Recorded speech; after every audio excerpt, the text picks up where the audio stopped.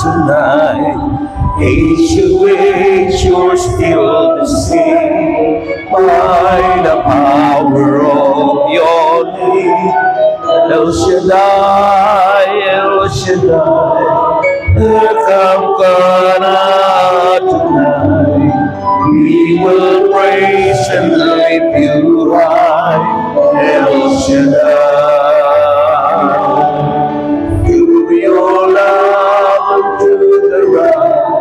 Sing the Son of Abraham through the power of your hand. Turn the sea into dry land. You are God of peace. You are the God of peace. And by your might you set your children free. El Shaddai, El Shaddai, El Elyon Adonai. Each age you're still the same by the power of your name. El Shaddai, El Shaddai, Adonai. We will praise and lift you high.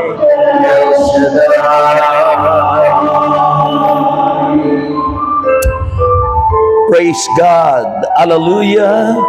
Glory to you, God. Praise Yahweh El Shaddai. Blessed be the name of the Lord. And blessed be the name of Jesus Christ of Nazareth. At the time of crisis, though the people could not see what Messiah to be, oh, your word could name the plan, we just could not understand. There was also word was done to the frailty of your son.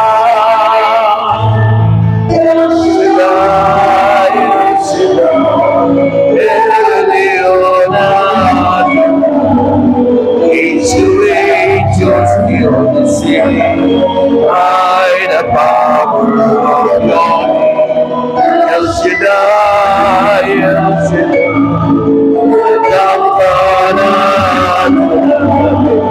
I will praise thee like that, El Shaddai, El Shaddai,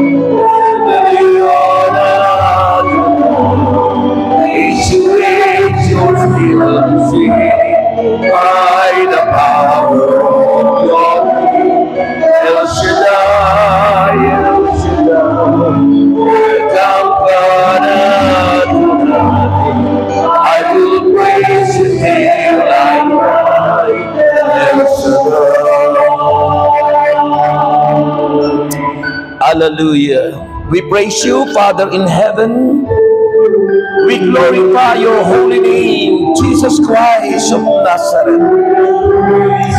And we welcome you, Holy Spirit. Take over in this place and in our hearts. Sa ngalan ng Ama at ng Anak at ng Espiritu Santo. Amen. Pinakamamahal naming Diyos, aming Yahweh El Shaddai, pinupuri ka namin at iluluwalhati, pinasasalamatan, dinadakila, sinasamba ang iyong banal at makapangyarihang pangalan. At salamat po sa biyaya ng kaligtasan. Salamat sapagkat kami nagkakatipon sa gabing ito sa iyong banal na presensya at umaasa kami na ikaw ang siyang mangungusap sa amin. Sundan mo po ng tandati mga lahat kababalaghan ang mensaheng ating pagsasalunan at gamitin mo ang lingkod mo mightily, boldly, and powerfully Nasama ang iyong mga awit. Sa kalagitnaan namin, gumawa ka po ng himala sa buhay namin. Sa pangalan ni Jesus, sa ngalan ng Ama, ng Anak at ng Espiritu Santo, ating purihin ang Panginoon.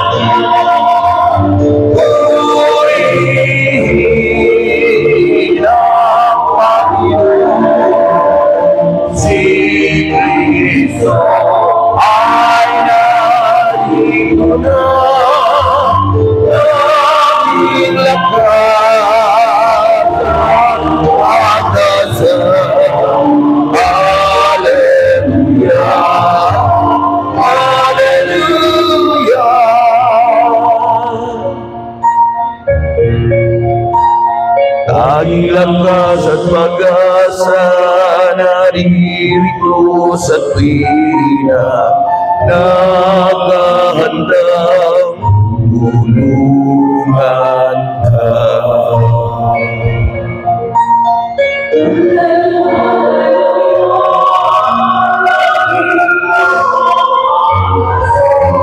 Sa hirap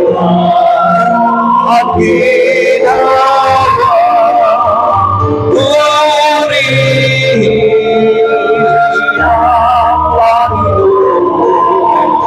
si Kristo ay narito na, tanging lakas at pag-asa.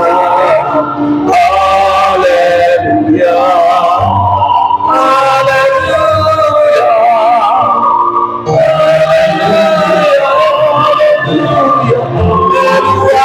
hallelujah.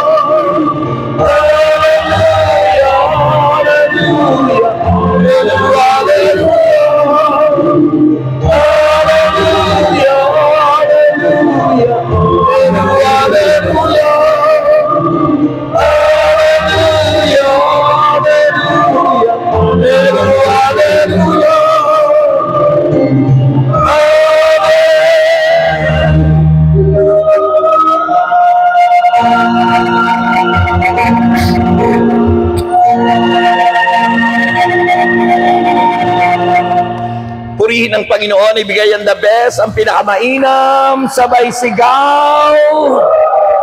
Welcome, Holy Spirit. Holy Spirit, Take over in my heart. in my heart. Our gospel healing message is taken from Luke chapter 10, verses 1 to 12, and then verse 17 to 20. Luke chapter 10, verses 1 to 12, and then 17 to 20.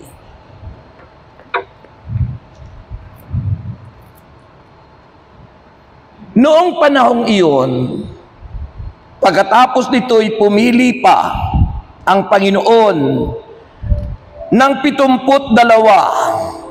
sila ay isinugo niya ng dala-dalawa sa bawat bayan at puok na pupuntahan niya.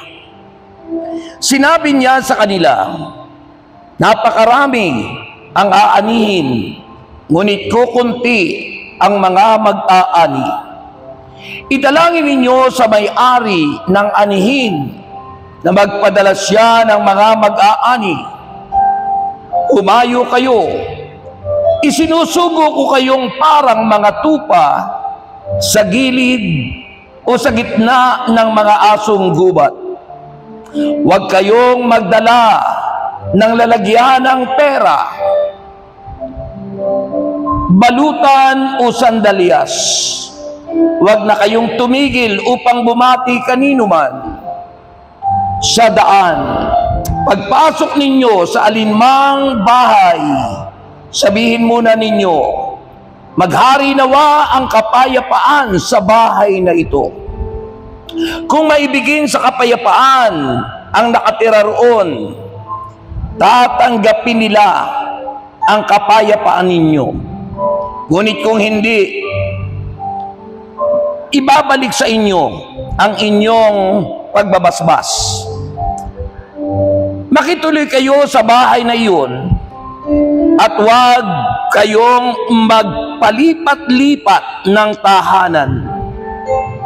Kainin ninyo at inumin ang anumang ihain sa inyo, sapagkat ang manggagawa ay may karapatan o dapat tumanggap ng sahod. Pagpasok ninyo sa isang bayan at tinanggap kayo, kainin ninyo ang anumang ihain sa inyo. Pagalingin ninyo ang mga may sakit doon at sabihin sa mga taga roon, malapit na sa inyo ang kaharian ng Diyos. Ngunit pagpasok ninyo sa isang bayan at hindi kayo tinanggap, pumunta kayo sa mga lansangan ito at sabihin, pati ang alikabok ng bayan na dumikit sa aming mga paa ay inaalis namin bilang babala sa inyo. Ngunit pakatandaan ninyo, malapit na ang kaharian ng Diyos. Sinasabi ko sa inyo, mas kahahabagan pa ng mga taga-Sodoma kaysa bayang iyon sa araw ng paghuhukom. Masayang-masayang bumalik ang 72. Inuulat nila, Panginoon, kahit po ang mga demonyo ay napapasunod namin dahil sa kapangyarihan ng iyong pangalan. Sinabi sa kanila ni Jesus, nakita kong parang kidlat na nahulog si Satanas mula sa langit. Binigyan ko kayo ng kapangyarihang tapakan ang mga ahas at mga alakdan at daigin ang lahat ng kapangyarihan ng kaaway at walang makakapanakit sa inyo. Ngunit magala kayo, hindi dahil sa napapasunod ninyo ang masasamang espiritu, kundi dahil nakatala sa langit ang inyong pangalan. Mga kapatid, ang mabuting balita ng ating kaligtasan. Palakpakan natin si Lord.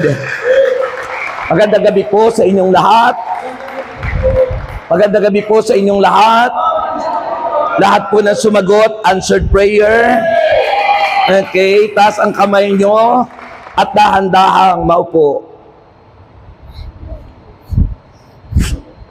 Dahan-dahang maupo. Okay, magandang gabi muli. Magandang gabi po muli, mga kapatid. Okay, dito naman ako, medyo malayo kami kayo sa akin eh.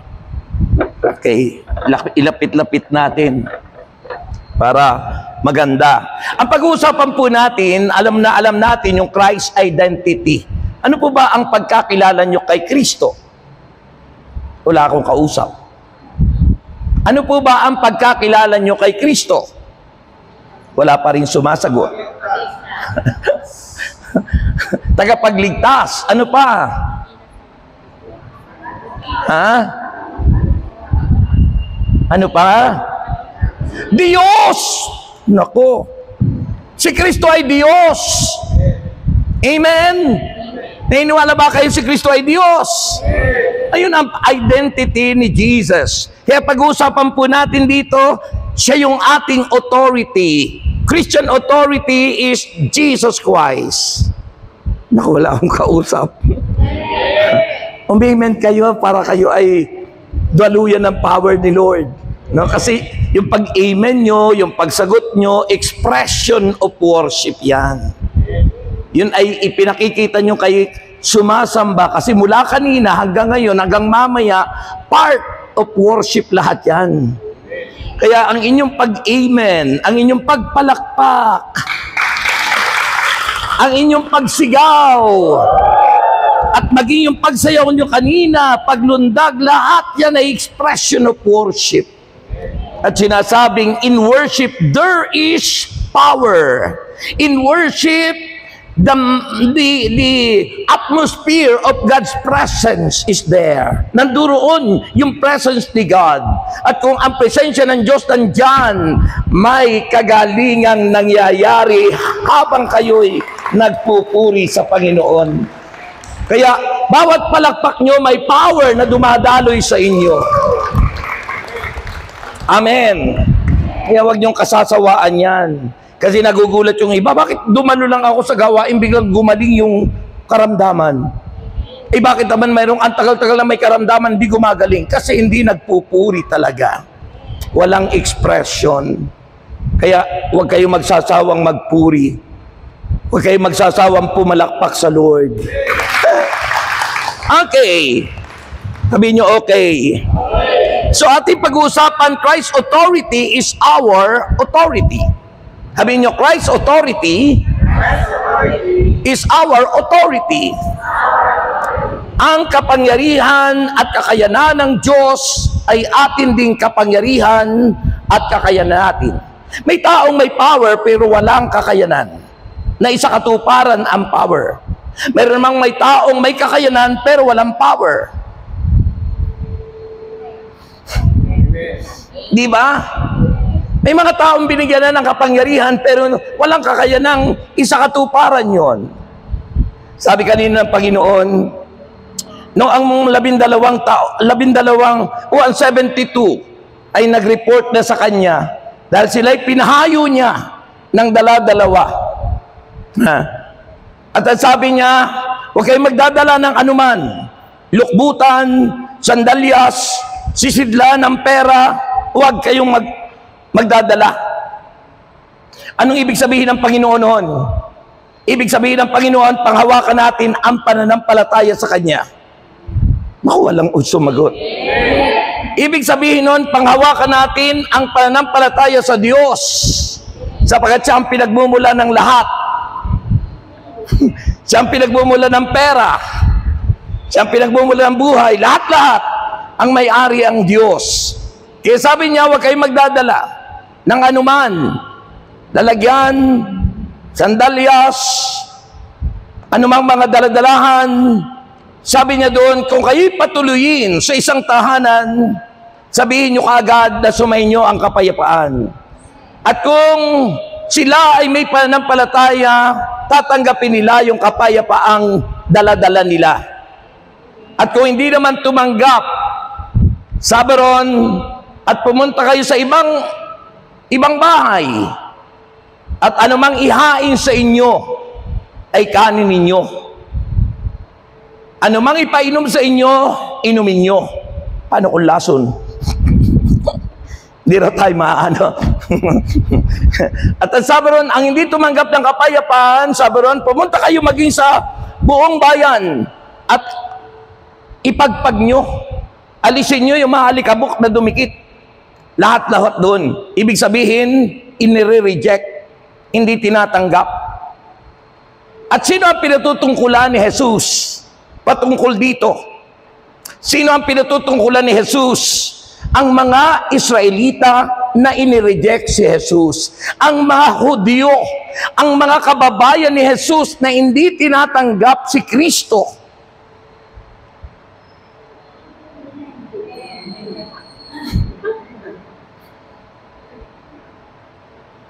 Ganyan naman po talaga kapag mga senior citizen na hindi ko po kayo pinaghahanapan. Ganyan po talaga, tinatamad ng umaimen, tinatamad po malakpak sa Lord. Di ba? Okay lang po yun. Okay. So ganun po yun. Pinatutungkulan ni Jesus ang kanyang mga kababayan. Because they were rejected Christ Jesus from the very beginning. Mulat sa pool, mahal kita. Simulat sa pool, mula nang dumating si Kristo, hindi nila pinahalagahan. Amen. Kaya ano sabi ng Panginoon? Nung nagre-report na 12, tuwang-tuwa sila. At ang sabi nila, Panginoon, ang mga demonyo po ay sumusunod sa amin. Sabi naman ng Panginoon, nakita ko si Satanas na bumagsak mula sa langit, bumaksak dito sa lupa. At ang sabi ng Panginoon ay huwag kayong matuwa, huwag kayong magalak, dahil sumusunod sa inyo ang mga demonyo. Magalak kayo at matuwa, sapagkat ang inyong pangalan ay nakasulat sa aklat ng buhay. Ang pangalan pa kaya natin ay nananatiling nakasulat sa aklat ng buhay. Mahina yung sagot nila eh. Nakakatiyak po ba tayo na yung pangalan natin ay nami-maintain natin na nakasulat sa aklat ng buhay? O baka naman nabura na?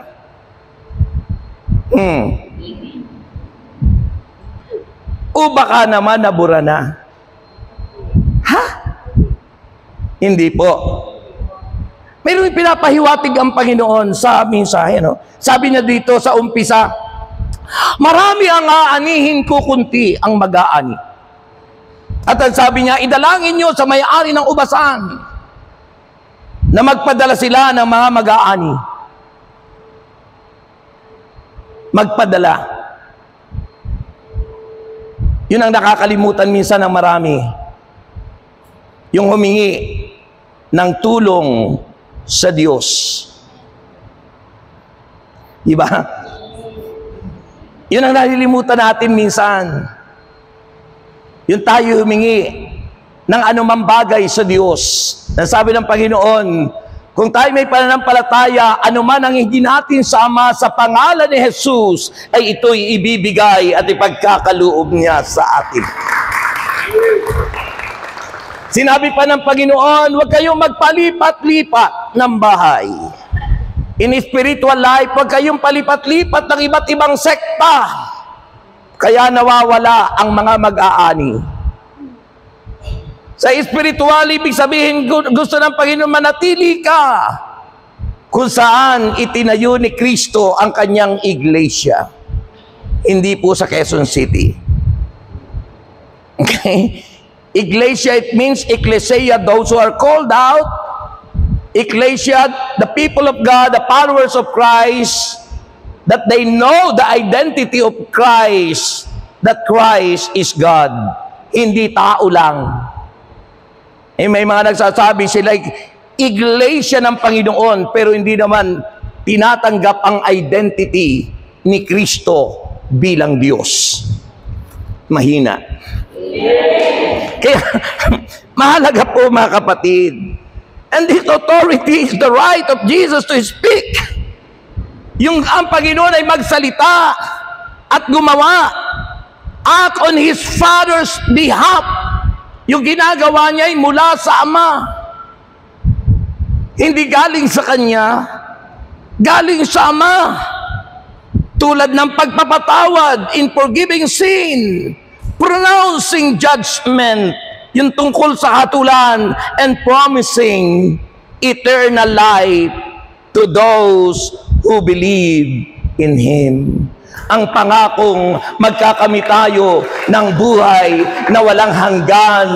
Itong lahat ng ito'y mula sa Ama. Ang hina. Amen ba? Kaya harapatan nyo ng Panginoon, the right of Jesus Christ to speak and act. An act of what? An act on His Father's behalf.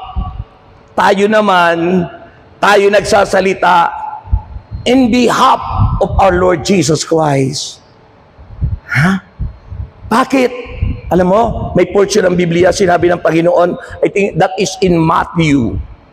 Sabi niya, all powers in heaven and on earth was given to me by my Father. Ibinigay na niya sa akin ng Ama ang lahat ng kapangyarihan sa langit at sa lupa. Ibinigay na. Ibinigay na.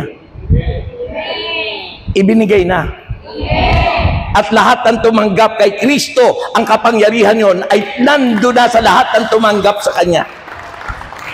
All powers na tinanggap ni Kristo sa lahat ng sumampalataya, we receive it. Tinanggap natin. Kailan, sister? Kailan natin tinanggap? Ha? Kailan? When we were baptized. Nung tayo binyagan. Tinanggap natin yung power. Amen? At nung tayo ay hindi lang bininyagan, nung tayo ay pinangalan. Nung tayo ay ano? Isip. Nung tayo ay after baptism, ano ang kasunod? Confirmation. Nung tayo ay i-confirmed, Acts chapter 19. Ha? Bumababa ang Espiritu Santo at inulit sa Acts 1:8. And you shall receive power when the Holy Spirit comes upon you. At tatanggap lahat tayo ng kapangyarihang mula sa Espiritu Santo pagbaba nito sa atin. Huh?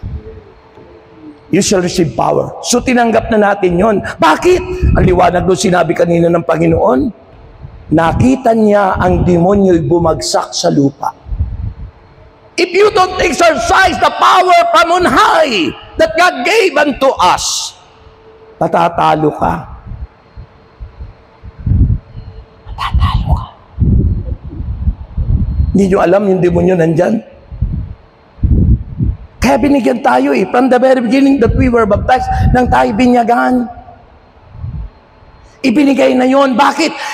God knows. Alam niya na ang ating kalaban, sabi na Ephesians chapter 6 verse 12, ang mga kalaban natin di mga tao. Ang kalaban natin ay mga hukbong espiritual sa impapawid. Masasamang espiritong hukbo-hukbo. Wala akong kausap. Di ko po kayo tinatakot, baka kayo matakot. Ha? Bago po tayo naging Kristiyano, kailan po nagkaroon ng Christianity sa Pilipinas? Ha? 1521, panahon ni Magellan. Saan nagumpisa ang banal na misa? Sa Cebu, sa Limasawa. Bakit Limasawa? Sapagkat yung namumuno sa isang tribo, 5 ang asawa. Pinangalanan ang lugar, Limasawa. Di ba? At mula noon hanggang ngayon, more than 500 years ang Christianity. But before 1521, ano ang pananampalataya ng Pilipino? Pagan. Pagano. Ha? Pag sinabing pagano, hindi magano. Maga yung paa mo. Hindi po yun. Ang pagano po, yung naniniwala sa mga aswang, naniniwala sa tikbalang, na naman totoo namang mayroon nun. Naniniwala sa anting-anting, naniniwala sa horoscope, naniniwala sa mga kung ano-anong paniniwala na sinasamba nila, yung punong matandang puno, naniniwala sa agimat, naniniwala sa tawas, naniniwala sa mga espiritista, dahil hindi nila kilala at hindi nila alam ang Diyos. At hanggang ngayon, mayroon pang mga ganon. Pinagsasabay nila yung pagiging Kristiyano at ganun. Bakit tayo binigyan ng kapangyarihan? Sapagkat nandito ang kaaway. Nandito ang mga demonyo. Ang demonyo po'y napakarami. Iisa lang po si Satanas, ang kanilang prinsipe, ang kanilang leader, si Lucifer. Ang Lucifer, ibig sabihin, napagandang pangalan ni Lucifer, na naging Satanas ang pangalan. Lucifer, it means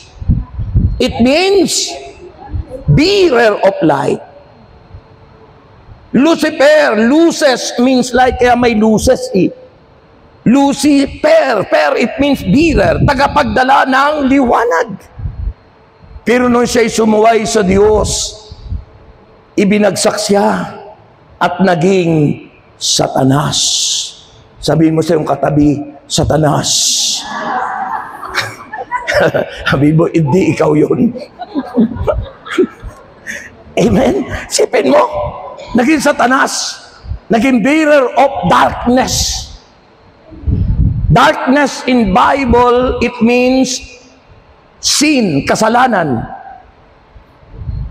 Ang kasalanan po sa Biblia ay kamandag ni Satanas. Kamandag.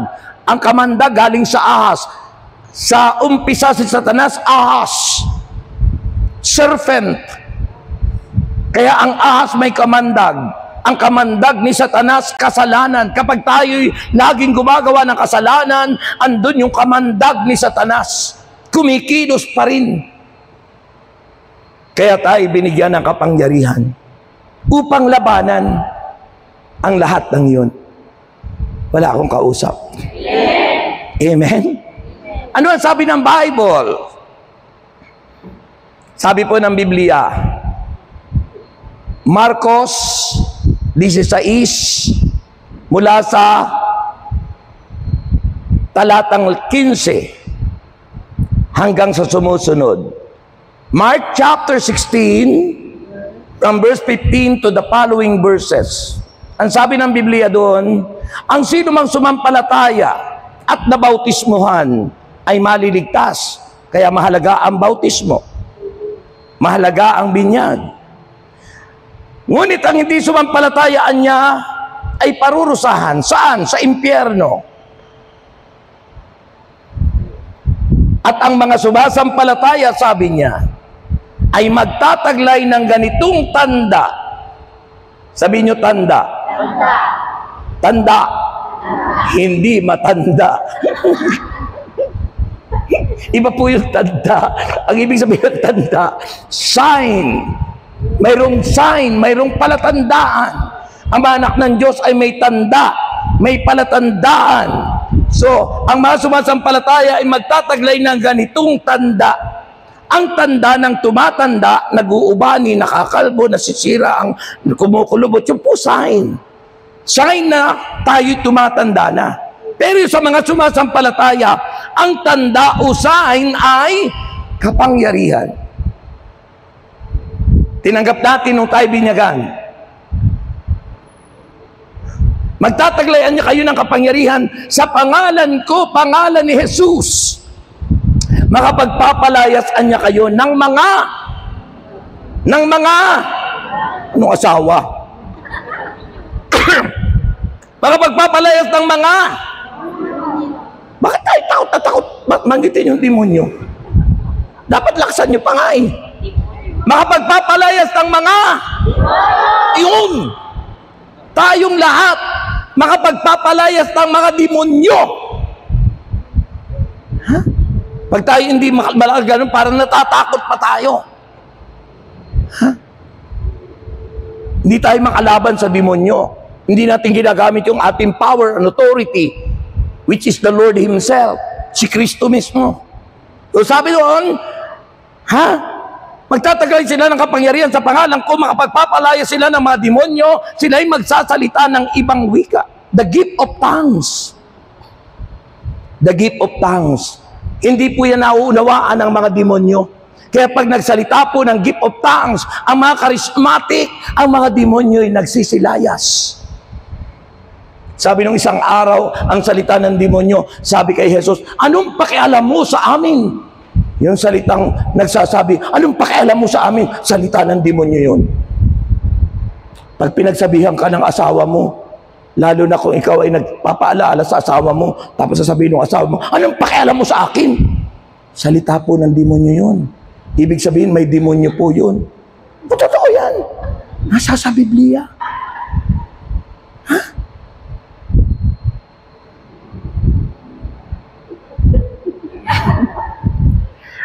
Magsasalita ng ibang wika, the gift of tongues. Bakit mahalaga po ang gift of tongues? Hindi yun naunawaan ng demonyo kapag nag-start kang magsalita ng ibang wika, yung gifted roon. Mayroon namang nagkukunwaring may gift na ganun, pero hindi naman totoo. Ang mga demonyo po umaalis. At kung ikaw ay may gift of tongues, kapag ikay na binabangungot at ginamit mo yun, kasi di ka makakilos pag binabangungot ka. Kapag ikaw ay nag-gift of tongues, kapag ikay binabangungot, bigla kang makakikilos. Eh pag wala kang alam nun, mamamatay ka na para hindi mo makikilos, para dinadagan ng hindi mo makikilos. Pero subukan mo, maikilos mo lang ng konti yung daliri mo, magigising ka na. Experience ko yan eh. Ha? Kaya mahalaga po yung gift of tongues. Gift of the Spirit po yun. So magsasalitaan niya sila ng ibang wika, dumampot man anya sila ng ahas. Simbolo po ni Satanas yun, ahas. Ibig sabihin, because we have power and we are protected by the blood of Jesus, kahit andyan ng demonyo, di tayo maano. Sapagkat sabi ng 1 John 4:4, higit na makapangyarihan si Kristo na sinampalatayanan natin kaysa kay Satanas na nasa sanlibutan. Halatang palakpak ng mga senior citizen yung palakpak.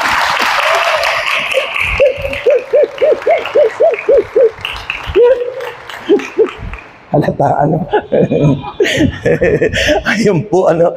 So yun, ha? Magsasalita na bang wika, dumampot man na niya ng ahas. Ibig sabihin, sumisimbolo kay Satanas.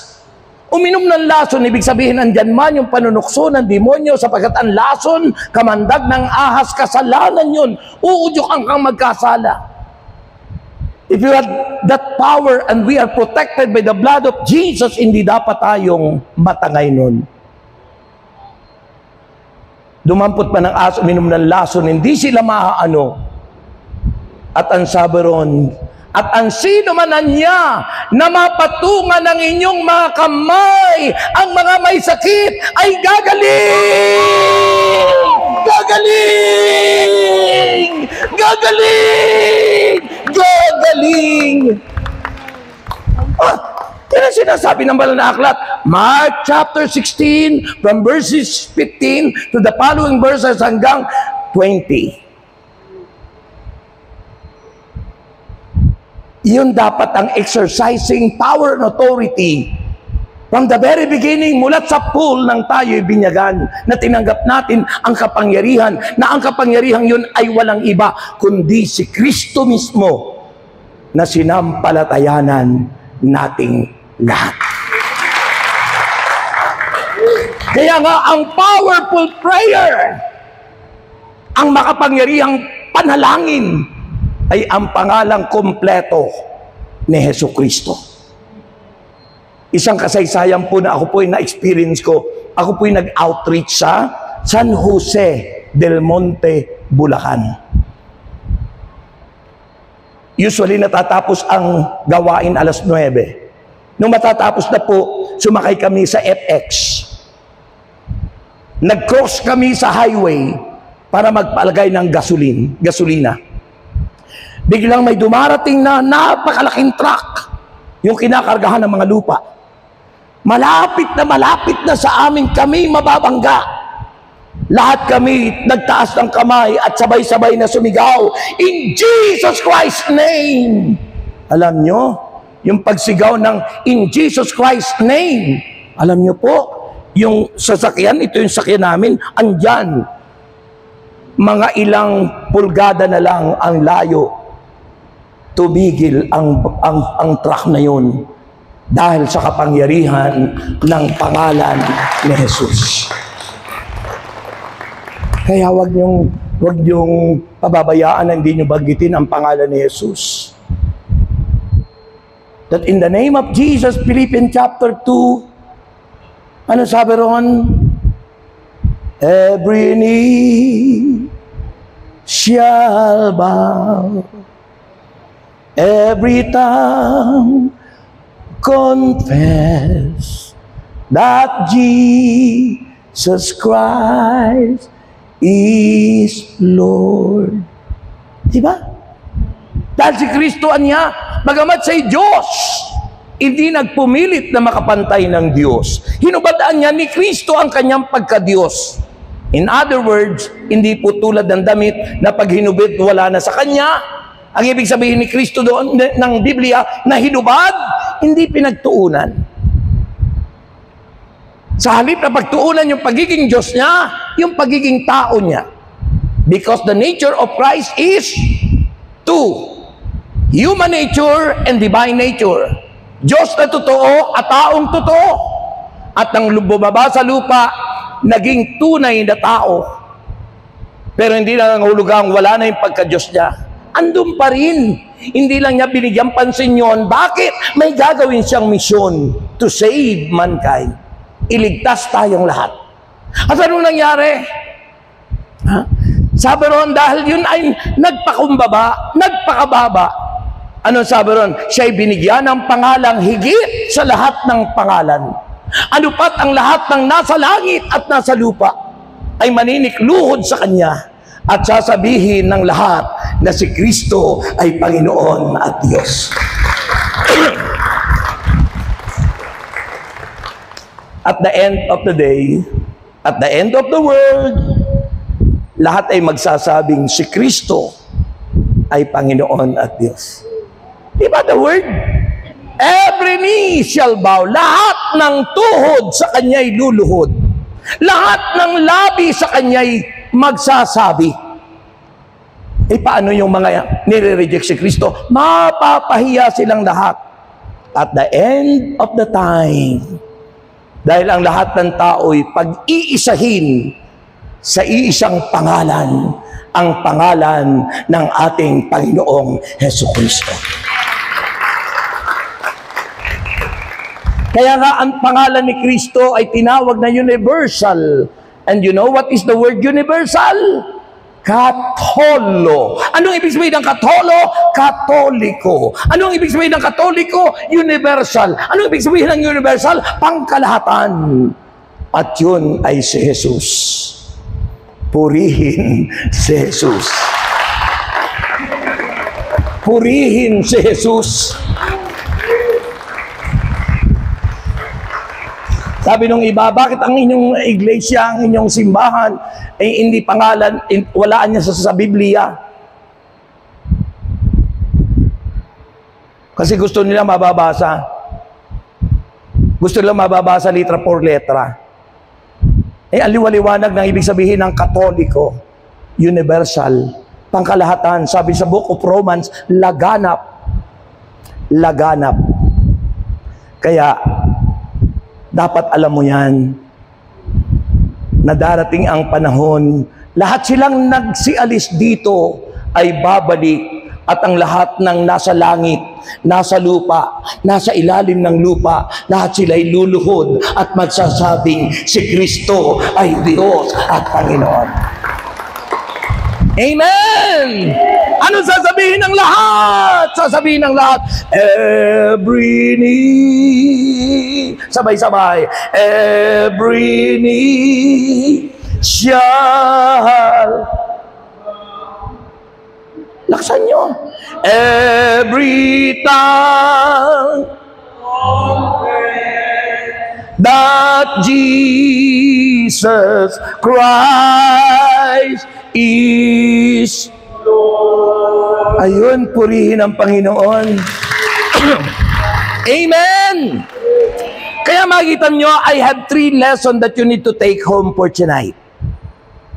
The first lesson is, it states that Jesus Christ's authority underlines about His divine status. Ang kapangyarihan ni Kristo At ang kanyang kakayanan para gawin ang lahat ng yan ay nagpapatunay na si Kristo ay Diyos. Mayroon ba namang tao nakakabuhay ng patay? Mayroon bang taong nauutusan ang nature, ang bagyo, ang alon? Mayroon bang tao na napapagaling ang lahat ng sakit? Mayroon bang tao na ang ketong ay napapagaling at ang patay na 4 na araw ng bulok na ay nabubuhay? Walang iba kundi si Kristo, because He is divine, He is God. Amen! Sabi po ng John 8 verse 28, we know He is I am. Kilala natin si Kristo kung paano pinakilala ni Yahweh kay Moses that He is the great I am. Sabi ni Moses, ako'y si ako nga. I am who I am. Yun din ang pinapakilala ni Jesus. Jesus is the great I am. At ang sabi ng John 8 verse 58, before Abraham, I am. Bago pa si Abraham, si Kristo'y andyan na.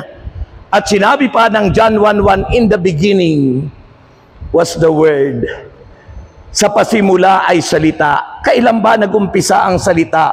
When God the Father said, let there be light, and there was light. That in the beginning, the Word proceeded. The Word proceeded in the mouth of the Father is Jesus Himself. Amen. Secondly, na aral that you need to take home for tonight. Pangalawang aral, ano yung una? That Jesus Christ's authority underlines His divine status. Pangalawa, the origin of Jesus Christ's authority is given by the Father. Ang kapangyarihan ng Panginoong taglay ang pinagmula na yang Ama. Sapagkat sabi ni Kristo, ako at ang Ama ay iisa. Amen. It is limited by the Father. Ito'y sinasabi ng banal na aklat sa John chapter 3 verse 35. Mula sa Ama at mananatiling galing sa Ama at tayo na may magkakaisa kay Kristo na siyang larawan ng Ama na di natin nakikita. Jesus is the image of the unseen God. The image of the unseen God. Ang larawan ng Diyos na di nakikita ay si Jesus. Amen. At dahil si Jesus, makakasama niya tayo magpakailanman. Ikaw pa rin. Sabay-sabay tayo. Ikaw pa rin. Sabihin niyo ang pangalan ni Jesus. Ikaw pa rin, Jesus. And finally, teng-nereng, ay take 2. Nawala yung manunugtog natin. Take 2 ha? Okay, tatayo agad. Pag sinabi ko, okay, take 2. And finally,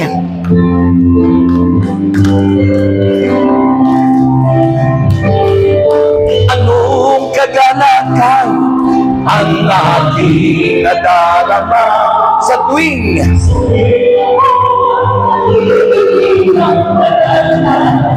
nalaman ko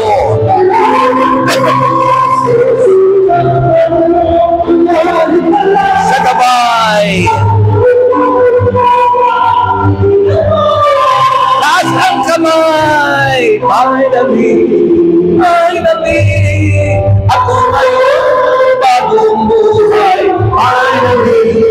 Finally, ako ngayon ay pinagpala. Finally,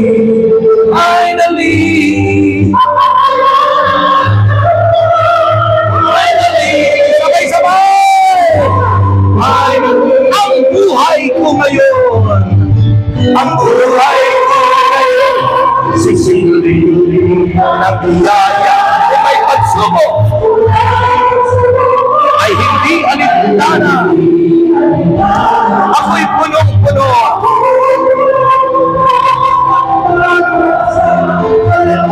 Sa pagtaha.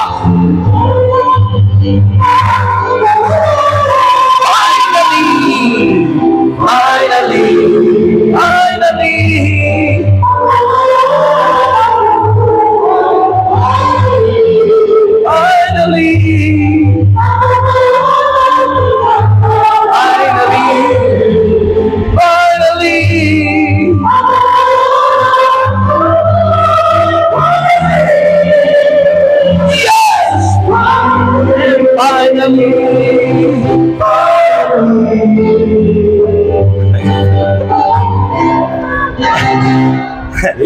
nagsinyas na ako ng ganun, ibig sabihin, ending na, okay. Doon sa ending, finally! Sabi nyo, kasabay yun yung sigaw, finally! Finally! Ayan. Lahat ang sumigaw, answered prayer na.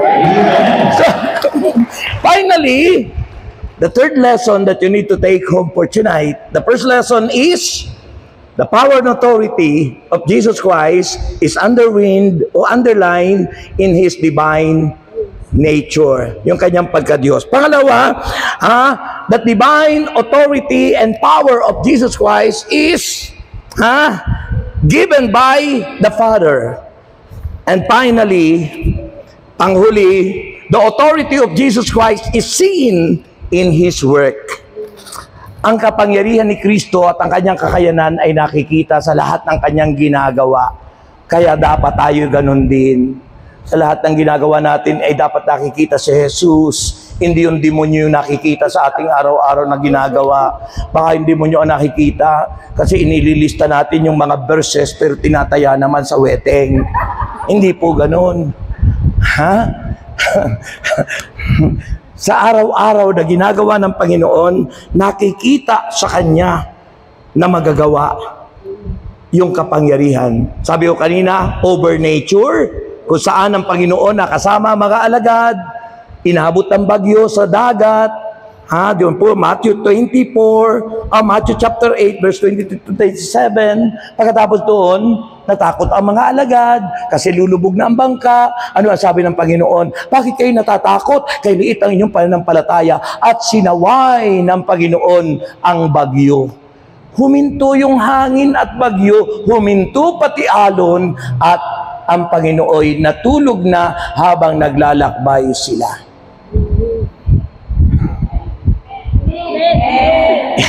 Yung mga taong laging takot na takot, alalang-alala, balisang-balisa, hindi nila naalalang may power silang taglay. Sabi ng Panginoon, bakit kayo nababalisa? Bakit kayo nangangamba? Masdan nyo ang mga ibon. Hindi sila naghahasik, ni nagtataniman, ni nag-aani, pero pinapakain sila ng Panginoon. Pinapakain sila sapagkat may 20 pesos ng bigas. Pinapakain sila. Isipin mo, pinapakain ng Panginoon maging hayop, maging ibon. Hindi naman sila nagtatrabaho. Sabi ng Panginoon, kayo pa kaya? Kay liit ng inyong pananampalataya, kay liit ng inyong pananalig, yung laging alalang-alala, balisang-balisa, natatakot dahil end of the month na. Maraming bayaran.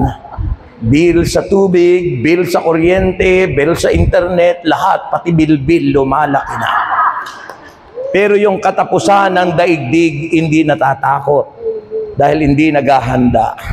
So, pag ganun ang tao, hindi nila binibigyan pahalaga ang binigay na kapangyarihan ng Diyos. Pag nagkasakit, sa halip na ipatong nyo agad yung kanyang kamay at i-rebuke yung sakit.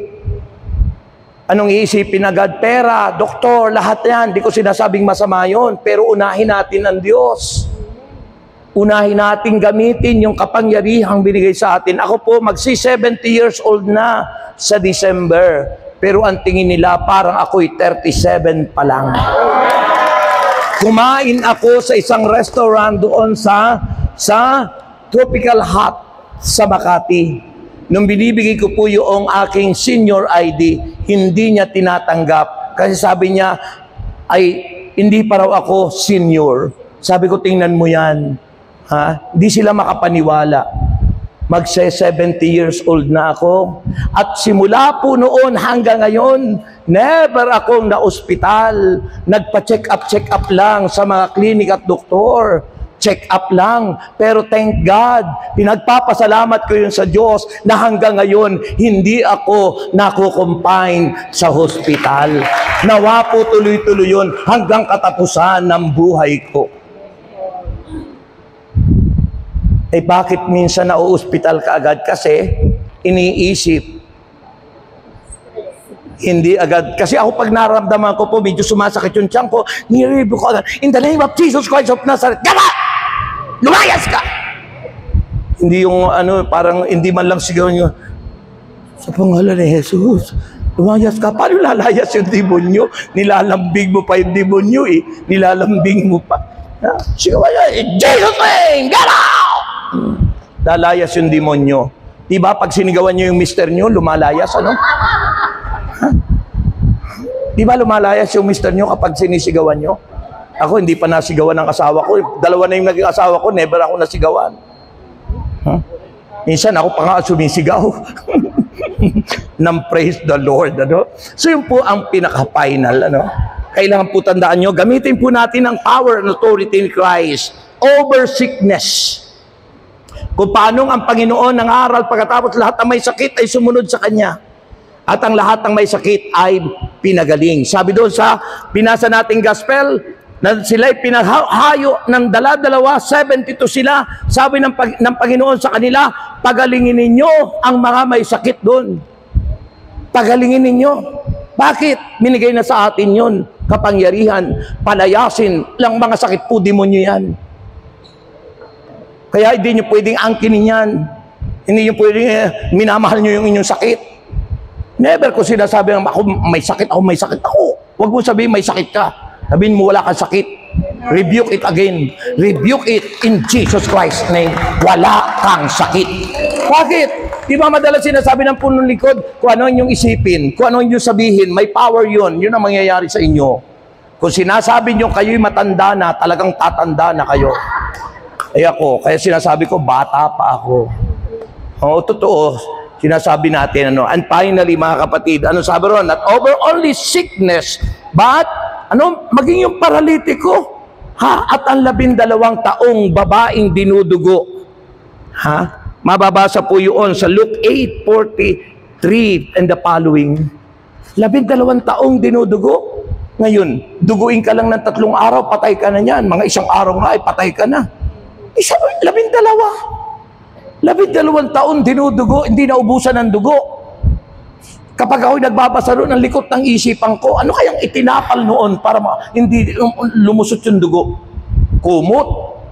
O katsa ng arena? O wala pang modest no, nay. Wala pang papel doon. O isipin mo, it pertained to the power of God. Nangangahulugang ang Diyos ay may kapangyarihan. Kahit itaas nyo ang inyong mga kamay, abutin nyo ang presence ni God at sabihin nyo, Panginoon, ako'y lumalapit, sumasamba sa iyo. Ako'y lumalapit,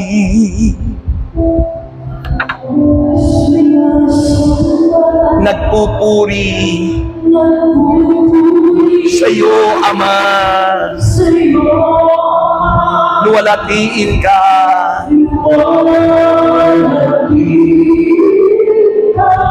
O Diyos. Yes.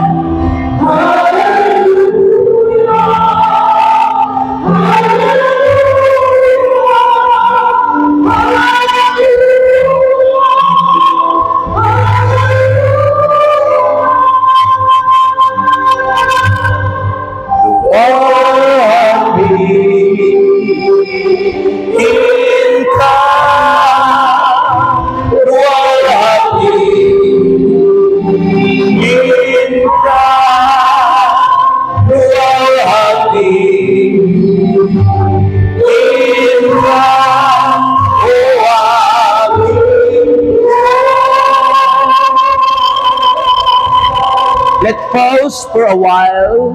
Just close your eyes and let's feel the presence of the Lord. The power, the anointing. Damhin natin siya. At kung sino mang may sakit at may karamdaman, you feel Him, that power. Jesus is the healer.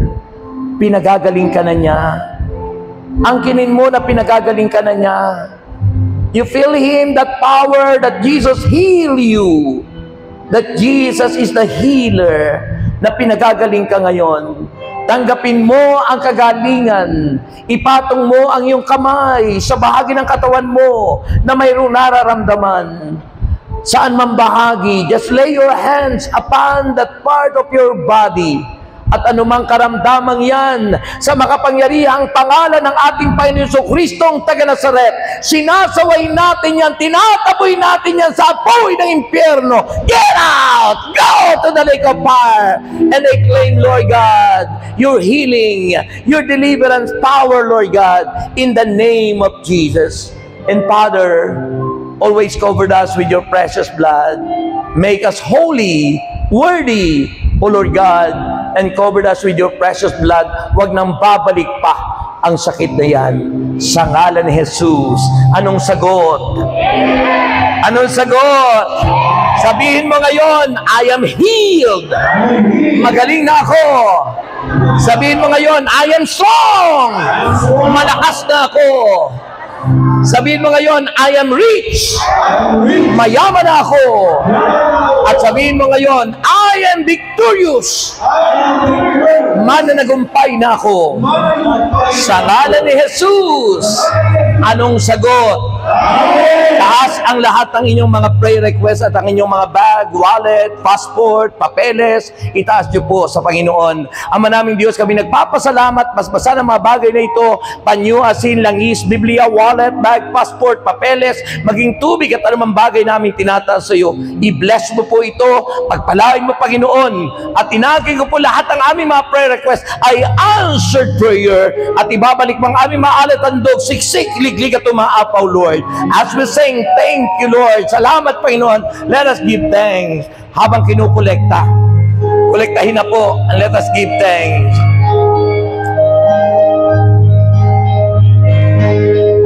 Give thanks with a grateful heart. Give thanks to the Holy One. Give thanks because it's given Jesus Christ, His Son.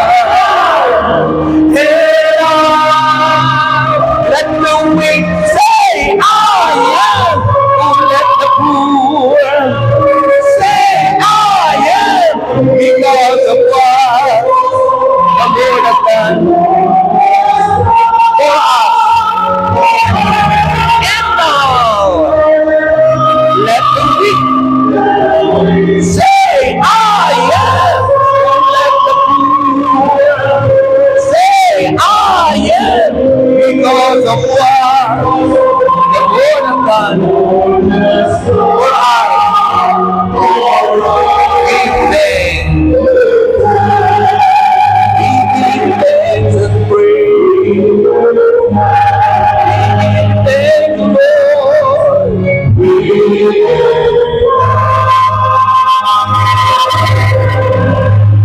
Ihahagis ko ang bonus nyo, sabihin nyo, thank you, Lord. Gandahan nyo ang pagsasabi ng thank you, Lord. Sabihin, thank you, Lord. Okay. May the Lord God bless us all now and forever. In the name of the Father, Father pa lang ang bibilis nyo. In the name of the Father, and of the Son, and of the Holy Spirit. Amen. Ito na ang bonus nyo! Pangalawa, ito na! And finally, ito na! God bless you!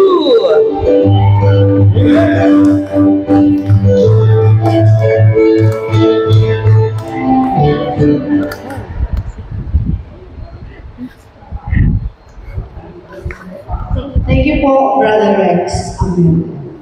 God bless you. God bless you. Magaling na. Magaling na. Magaling na. Okay? Magaling na. Next. Magaling na. Same time. Magaling na. At yung mga sasama sa Magaling na. Magaling na. Just take care na po. Magaling na. So, Magaling na. next po kayo na 12:30. Kasi Magaling na. mag-start tayo ng 2 p.m. Magaling na. Okay? Sa yung mga pastor o sa day, kung nalang tayo doon at yung mga damit yung white tapos na. Para sa